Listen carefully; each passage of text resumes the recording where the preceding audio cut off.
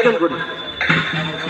পায়রা এবং বেলুন উড়িয়ে শান্তির বার্তা দেবেন সম্মানীয় বিধায়ক সুকান্ত কুমার পাল মহোদয়। আনন্দঘন মুহূর্ত, উড়িয়ে দেওয়া হলো বেলুন।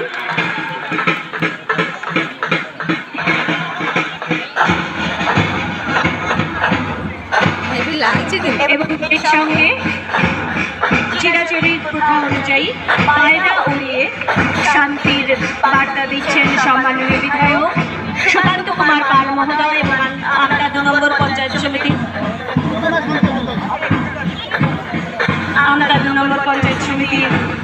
সভাপতি এবং জেলা পরিষদের কর্মাধ্যক্ষ সেক্সেল আলম মহোদয়।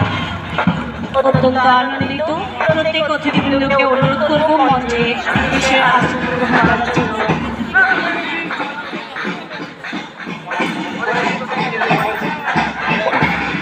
মঞ্চে এসে আসন গ্রহণ করার জন্য